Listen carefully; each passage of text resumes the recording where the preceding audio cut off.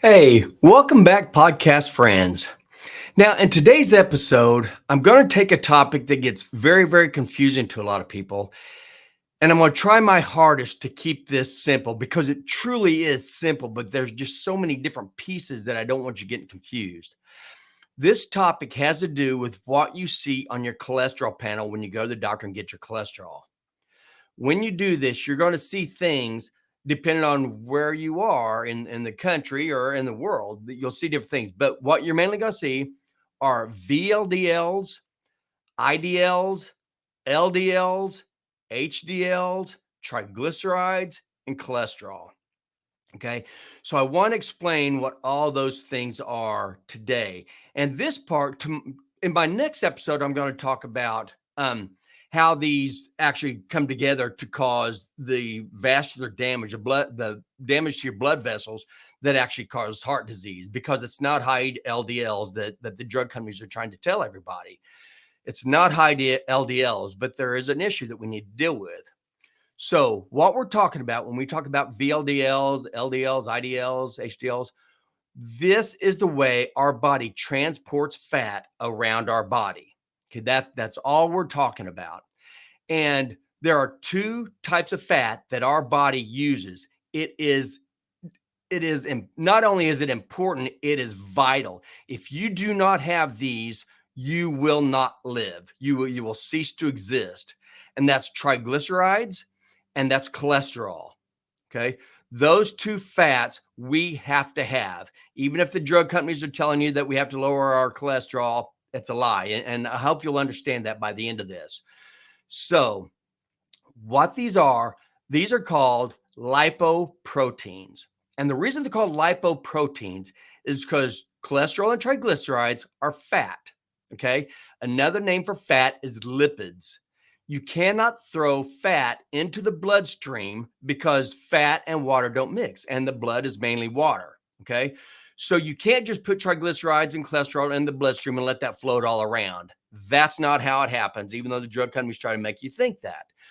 What's actually happening is the body takes a protein and it wraps a protein. Think of this kind of like a submarine or a ship. I kind of like the submarine thought better.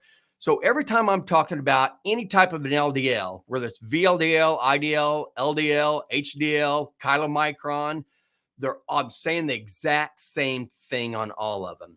There is a protein, and picture a little submarine, and the outside shell, the part the metal, the part that you actually see, that is a protein.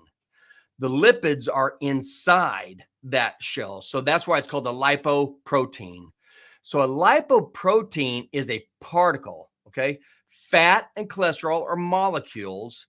Lipoproteins are particles that carry the triglycerides and the cholesterol. Okay, that's all we're talking about. So what I'm going to be talking to you is how this starts off as a really big submarine, but these submarines are different from regular submarines because these submarines, as they give up their cholesterol and their triglycerides, these submarines shrink.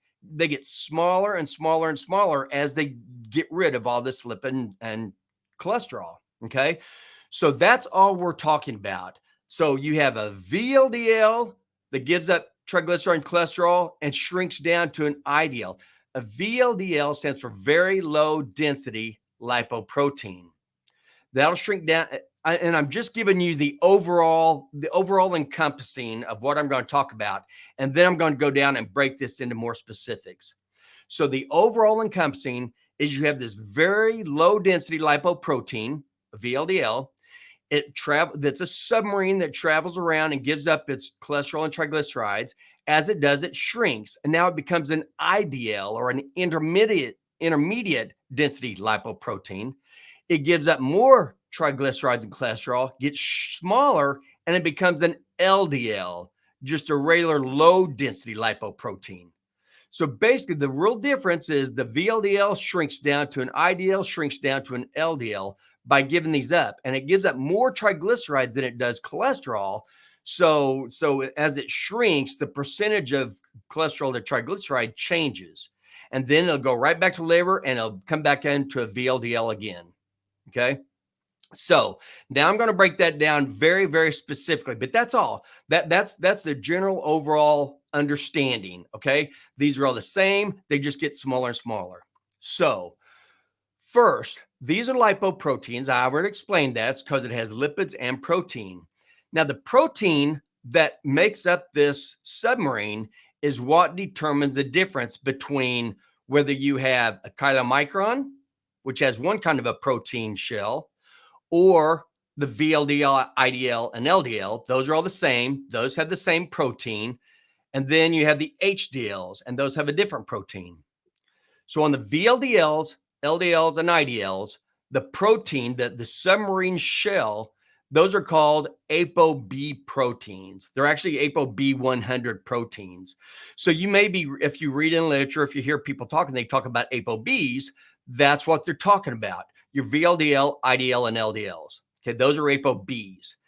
Now, your chylomicron, and I'll repeat it again later when I talk about it, but your chylomicron is also an ApoB protein, but that is a B48 protein, to where these other, the VLDL, IDL, and LDL, these are B100s. This means nothing to you whatsoever. I understand that, but I'm just trying to explain it. And there are some people on here know a little bit about medicine, a little bit about health. And so I'm kind of talking to a bunch of different people here. So chylomicrons have a B48 protein.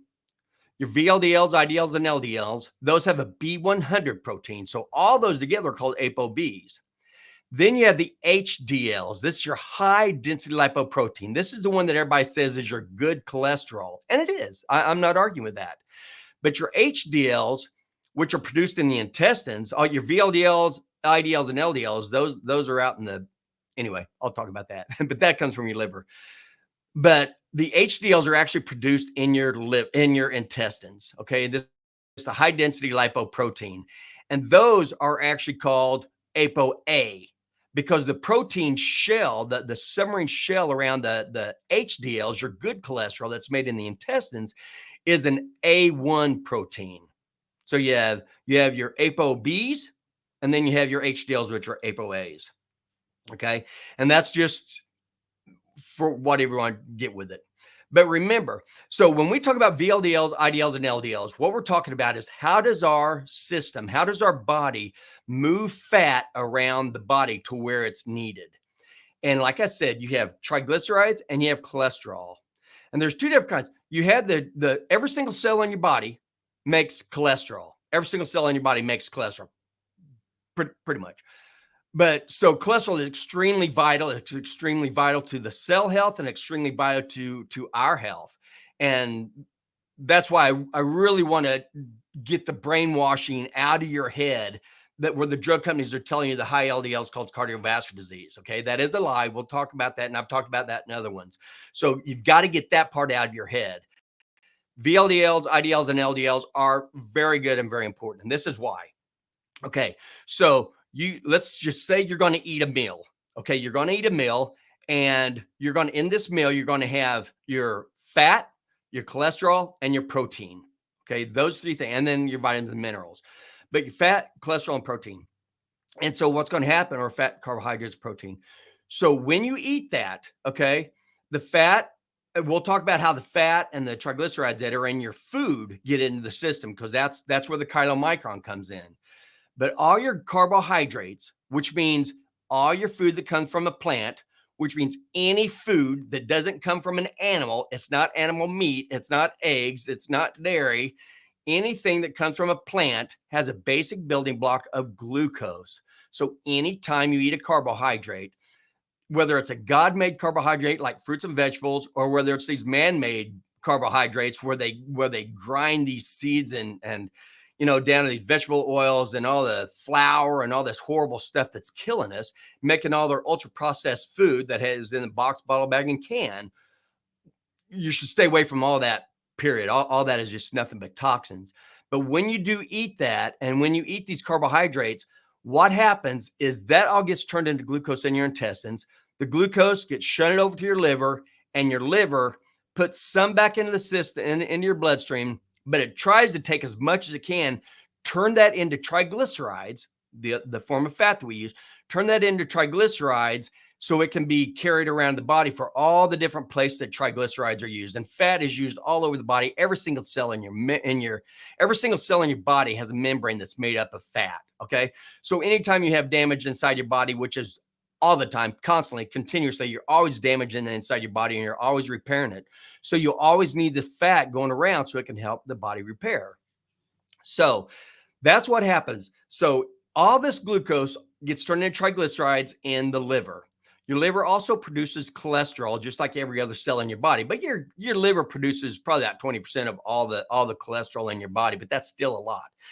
So what your body does, it says, okay, I have triglycerides now that I just made because of all this glucose that this person is eating. So I've got a ton of triglycerides in me. I need to get these triglycerides, and I need to get this cholesterol out of my liver and around to the body where it needs. So it takes the cholesterol, takes the triglycerides, and it wraps this ApoB protein around it. And it's huge. It's got a little bit of cholesterol. It's got about 2 to 1. So you have about twice as many triglycerides as you do cholesterol in a normal situation, until you eat so many carbs constantly that ruins that system also. But so in a normal VLDLs, you have about 2 to 1. So you have more triglycerides than cholesterol. Then what happens is this VLDL, it comes out of the liver.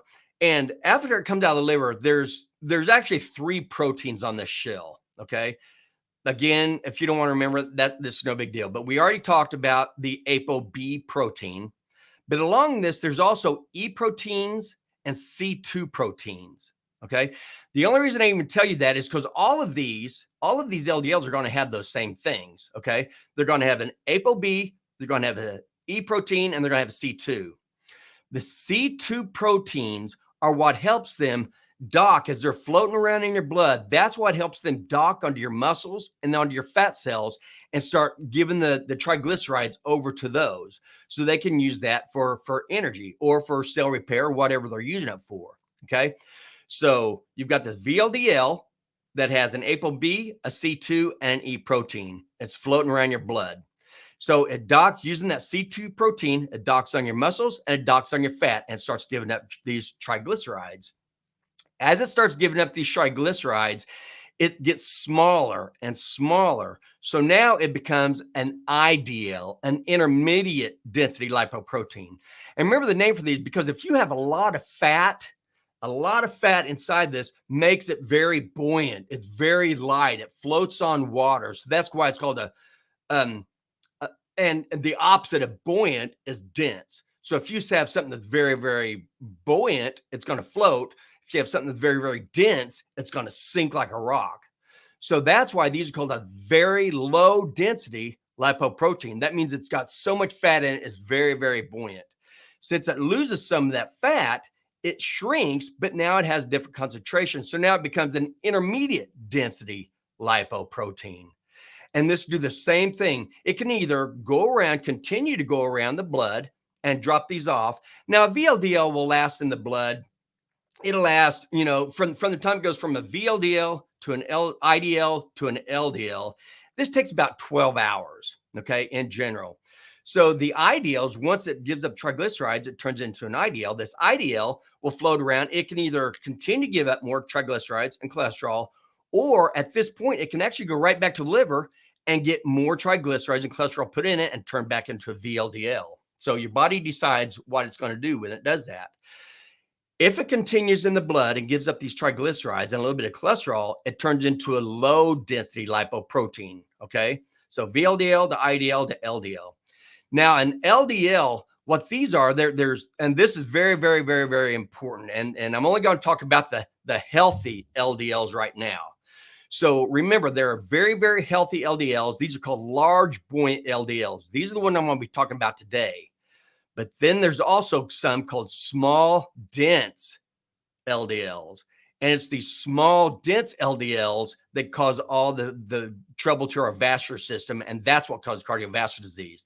These small, dense LDLs that tear up your blood vessels. It is not cholesterol that does this. And I'll explain all that in the next episode. So right now, we're just going with the healthy. And everything I'm talking about right now is purely healthy, been around forever, way before the food manufacturers started poisoning us. So you have these LDLs. they're floating around. And what's the LDL is floating around? Now you're talking about a different concentration. Now, since it's given up all those triglycerides, the LDL is about 75% cholesterol. And that's just because if you have one amount of cholesterol and one amount of triglycerides, keep giving more and more triglycerides away, obviously the percentages are going to change. So LDLs usually have, in general, about 75% cholesterol. So only about 25% is left of the triglycerides. Now, remember with the VLDLs, this was about, remember I said that was 2-to-1 with triglycerides to cholesterol. So that was about 33% was cholesterol and 66% triglycerides in the VLDL. But the LDL goes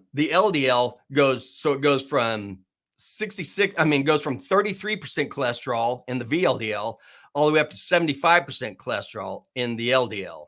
Okay. But that's all good because cholesterol is extremely vital for us.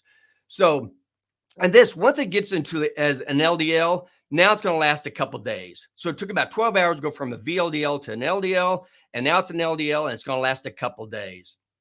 And the whole purpose of this is the same thing. It's going to be going around. It's going to be releasing triglycerides and cholesterol, mainly cholesterol right now, to all the different parts of your body. And I've actually, this is the problem, because what happens is it's going to deliver it to the body, and the way the body tells it, the way the cells tell the body that it needs more LDL, because every cell, it has to have cholesterol. It has to have cholesterol. It brings cholesterol into the cell, and then it takes that cholesterol through a mechanism and it turns it into a substance called mevalonate. And once it's in mevalonate, it makes up all these different chemicals that the cell needs to live and the body needs to live. So that's how a cell lets the body know that it needs more LDL, that it doesn't have enough cholesterol to do its job. So it puts these LDL receptors, more of them, all around the outside of it, so that as the LDLs float by, it'll attach on with those, remember with those C2 proteins, it'll attach on to the cell so the cell can get the cholesterol out of it. Needless to say, and I already talked about this in episode 68 called What Are the Most Common Adverse Effects of Statins? Just so you know, statins are lethal. Basically statins are lethal. They're killing your cells. The reason statins lower your blood cholesterol is because your statins attach, when your cells put these LDLs saying, I need more cholesterol, what happens is the statin will it'll gum up that system. So the cell cannot use cholesterol, cannot make these vital ingredients that it needs. So the cell thinks it's starving to death, which it is. So it puts more LDL receptors on its receptor site to try to get more LDLs in. But the LDLs don't work because the statins gumming it up.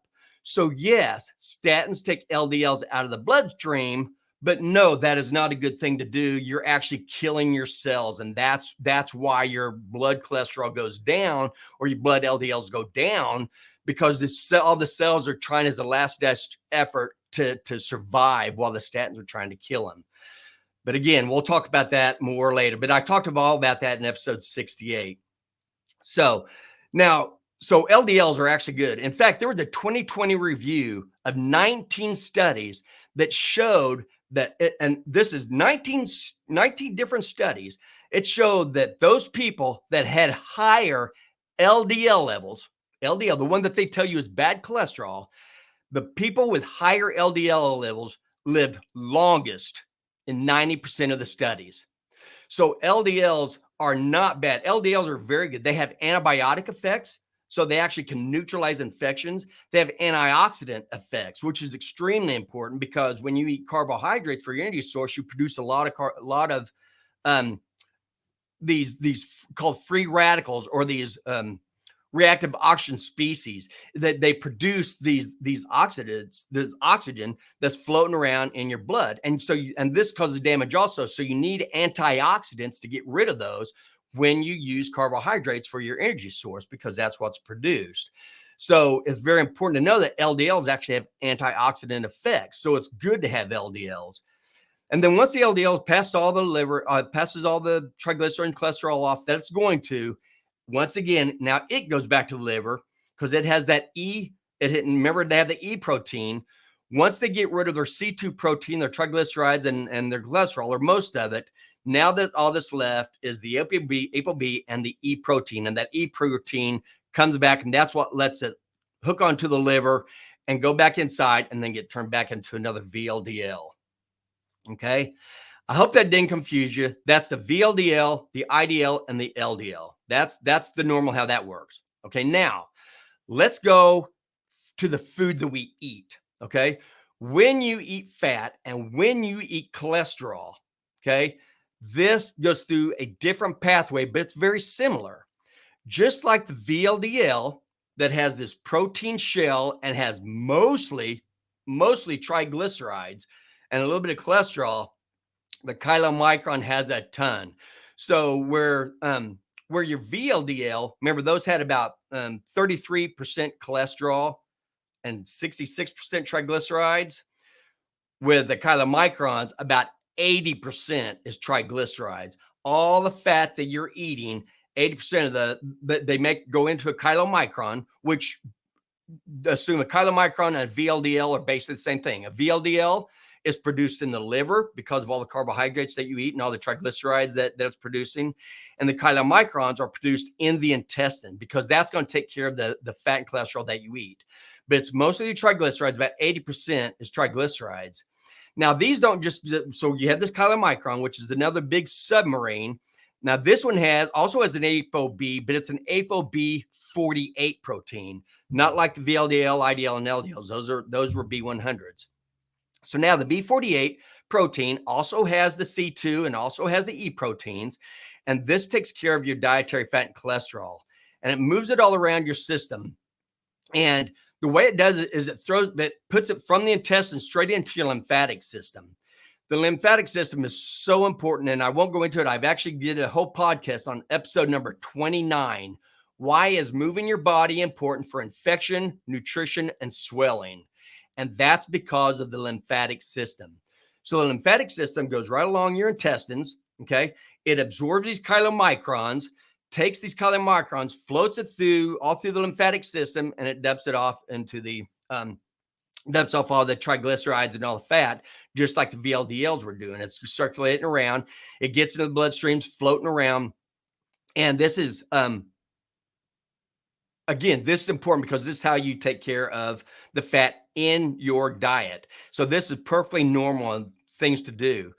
As it starts emptying in the tissues, these great big chylomicrons, just like VLDLs did, they start shrinking. So it drops off all these triglycerides as it goes around and it starts shrinking until it comes down. It's lost most of its triglycerides, some of its cholesterol, and it's lost the C2 protein.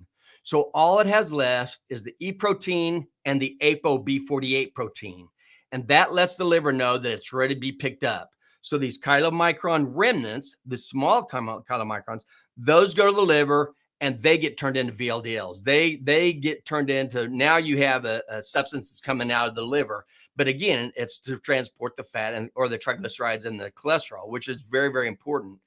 Now, these remnants, they only last, once it turns into a remnant, it only lasts about 20 minutes.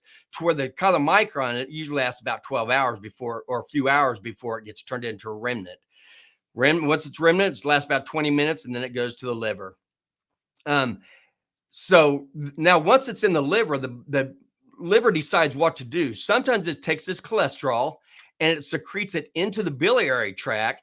And this is what helps make your bile. This is important. You have to have cholesterol in your bile. That's what it's used for. And this bile is what helps digest the food the next time you eat. Okay, that's what goes into digestion. So it's very, very important to have this cholesterol be able to go into the bile, but your body decides all of that. Then after this, it can either go down there, or like I said, it gets turned back into go back into a VLDL. And all of this works perfectly great only when you keep your insulin levels low. Once you have high insulin levels, this is where all the problems really start happening. And that's what we'll talk about in the next episode. But so anyway, so that's the difference. So chylomicrons are just like VLDLs. They take care of all the food that's in your nutrition and what you eat, and that's what circulates around your body. The VLDLs, this takes care of all the triglycerides that are actually being produced in your body. So you tax the system when you make too much triglycerides because of eating all this plant-based food that people eat all the time. So that's those. So now the last one that I want to talk about is the HDLs. This is the high density lipoprotein. This is the one that everybody says is the good protein, and it is, and I'll tell you why. But the HDLs also are made in the intestines, okay? Just like the chylomicrons were. But the HDLs, again, it's a submarine, okay? So it's a little bitty submarine, and this one is going to actually expand. So you have these HDLs, and on it, it has an A1 protein, okay? So HDLs are called ApoA, and all the other ones I talked about are called ApoBs. Okay, and that's just mainly when you, if depending on if you read about it or anything like that. But the HDLs, they have this A1 protein on it, and the reason they're called good cholesterol is because these HDLs or these ApoAs, what they have is they have very, very, very little cholesterol in them. Okay, there's not very much cholesterol at all, but it wants to take it up. So when the HDLs go into the blood and they circulate around the blood, they can go and they start collecting all this cholesterol that's and triglycerides that are on the arterial walls. They move it from VLDL to LDL to IDL. They just move the triglycerides and cholesterol back and forth between them. It helps move the cholesterol and everything into the organs. So that's why HDL it picks up excess cholesterol that's hanging around in the bloodstream on the blood vessels, or it changes between the IDLs, VLDLs, and LDLs. And that again, that's what when the cells tell the body that I need more cholesterol, it can help take the cholesterol over that to them as well. Now, there are some cells, even though every single cell in your body makes cholesterol, there are some that use a lot of cholesterol because it's very important for their function. And so on the HDLs will actually bring some cholesterol to those as well. And these would be like the adrenal cortex, your adrenal gland that makes cortisol. Cortisol is your stress hormone. This is what's released when you have your fight or flight, and cortisol is made out of cholesterol. It also needs to take cholesterol to the gonads, to your testes and your ovaries, because that also testosterone, estrogen, progesterone, those are also made out of cholesterol. So the cells can't make enough cholesterol to produce those. So it needs the cholesterol from the system. So that's why this whole VLDL, IDL, HDL, all these help with things like that as well. So it's very important to get cholesterol to these systems. Now, how do HDLs help with metabolic disorders? And remember, a metabolic disorder basically means a disorder of nutrition, which if you've listened to my podcast, you realize diabetes, okay, diabetes is not just a condition. It's not just a condition like I have high blood pressure or I have whatever, I have Alzheimer's. You don't just have diabetes. When you have diabetes is an overall umbrella saying every single organ in your body is getting ready to fail. Now, which ones do, how quickly they do it, that's all determined by your overall health. But type 2 diabetes is not just a condition. It's an umbrella condition, just like obesity, okay? These things lead to organ damage all over your body. So it's very important to realize that's what a metabolic disease. When you hear people talk about metabolic diseases, that basically means it's a disease that people are eating the wrong things and not giving the body the nutrients that they need. Okay. So that's one thing that HDLs do. They deliver the cholesterol to the organs that really need even more than they make. And that'd be the adrenal glands and the gonads. The other thing it does, like I said, it's the master controller. So that's the one that moves triglycerides in and out of all the VLDLs, IDLs, and so it's the master controller of all your ApoBs, basically. So it determines how much is in each one of these and just goes back and forth. And that is all very, very wonderful. However, there are things that happen when that you really need the HDLs for other things to help as well. And this is things when we talk about the arterial wall. HDLs can go into the arterial wall, it'll dock with it. And then when you have damage to the arterial wall, it can help dock with the macrophage, the the white blood cell, your fighter cells. It'll dock with that, and it'll help remove the cholesterol out of that too, so it can go around and start doing more of its function that it needs to do. So it helps with macrophage, moving the cholesterol around. It helps with moving the cholesterol and triglycerides between the VLDLs and IDLs, all your ApoBs. And it also can get into foam cells. And we'll talk about foam cells in just a little bit also. That's part of what happens with, or not in a little bit, but on the next podcast, because that's what actually is causing the cardiovascular disease caused by high glucose, high insulin, and inflammation all throughout your body. And we'll talk about that. But the main reason high HDL cholesterol helps lower heart disease is one, what causes HDLs to be low is eating a meal of almost nothing but carbohydrates. When you're eating carbohydrates all the time, HDLs, the way you increase your HDLs is by eating fat and cholesterol. The more fat and cholesterol you have of the good fat, mainly omega-3, which is like what's in animal fat, okay, higher concentration of omega-3 to omega-6 versus the man-made foods. When you eat this stuff, okay, your HDLs will get higher in number. And that's extremely important. And I'll explain that to you in the next time also. But you're going to get a higher HDL number. Your HDL are going to go up. When you eat all carbohydrates and you don't eat very much fat, your HDLs go down. And this can cause much problem because, like I said, your HDLs are like your main controller. That's what happens with all your cholesterol and triglycerides. Your HDLs are what keeps everything going.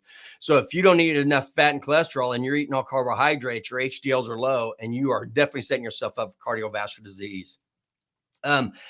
This is when there's blood vessels, when the damaged blood vessels get damaged because of high blood glucose, inflammation, and high insulin levels, then it's going to be, there's damage to the blood vessels. And so the body kicks in and say, whoa, we have damaged cells. We need to get cholesterol and fat over to those areas quickly because we're going to have to start repairing all these cells. Okay. That's what's happening. There's cell damage in your blood vessel. So it releases these VLDLs, LDLs, IDLs all over there to try to take care of stop the bleeding, start repairing all the damage. So when you look at somebody with like a heart attack, atherosclerosis, and you see a high LDL level, what they're saying is, oh, we see people with cardiovascular disease and we see high LDL level, therefore high LDLs must cause cardiovascular disease. That is not true. That's a lie. That's just like saying, well, we found out that people who eat more ice cream, when there are more ice cream cells, we also have more drownings. Therefore, eating ice cream must cause people to drown. No, has nothing to do with each other. But the same thing causes both. Summer temperatures, hot temperatures, people eat more ice cream, people do more swimming and boating. So the same thing causes both. And that's just like, and so it's crazy that they're trying to convince people that this is what happens at high LDLs is what causes cardiovascular disease. They're up because they're trying to repair the damages caused by your carbohydrate intake. And so what's happening is that's just like saying, every time I see a major wreck, there's an ambulance around. I bet these ambulances must be what's causing all these wrecks. That's the kind of stupidity that we're talking about. The only reason they would tell you this is because they make buku bucks. Like in 2011, I think they made $945 billion just off statin cells alone worldwide. It's crazy. Okay. So please don't fall for that. If nothing else, don't look at your LDLs. You have to determine, are they large, buoyant, the good LDLs, or these small, dense, these very bad LDLs? And again, we'll talk about that in the next episode. But so why do drug companies focus on the LDLs? Why are they trying to tell you this? One, because they've been trying to find a drug to increase HDLs, and they cannot find one. Every single time they try focusing on that, people start dying. It did not work. They can't do it unnaturally. You have to raise your HDLs naturally. Exercise will do that, will help, and so will eating fat and cholesterol in your diet. You've got to have those things to raise your HDL levels. So they can't find a drug to increase it. And by focusing on HDLs, they're going to take your eye off the LDLs. And they don't want your eye off the LDLs. They want that really to scare you, so you'll get put on these medications that'll kill you. So a healthy, low carbohydrate, high fat diet raises your HDLs. It's that simple. Low carb, high fat diet raises HDLs. High carb, low fat lowers HDLs. And your HDLs are the protector of your body. The other thing with HDLs, the reason this works, the reason why you really want high HDLs is because not just the fact that it does the things we do with the antioxidant properties and the anti-infective and moving the cholesterol and triglycerides and all that kind of through here. When they do this, when they have you focus just on the LDLs and not raising your HDLs, what ends up happening is people get sicker and sicker and sicker, and they don't know what to do about it. And that's what we're trying to tell you now. We don't want you sick. We want you healthy. I want to make sure that everybody understands how important nutrition is for their health. And you've got to have good fat, good cholesterol, good protein. That's the things you need for proper nutrition. You do not need carbohydrates at all. Carbohydrates are killing us. So that's all I have for today. I hope I didn't confuse this. Again, just as an overview, you have how you can take care of fats on the inside of your body, which were the VLDLs, IDLs, and LDLs. Those are all the same. They just shrink up as they start releasing their triglyceride and cholesterol contents. Then you have the chylomicrons, which is produced in the intestine to help. That's how you take care of the food that you eat. And then you have the HDLs that are also made in your intestines.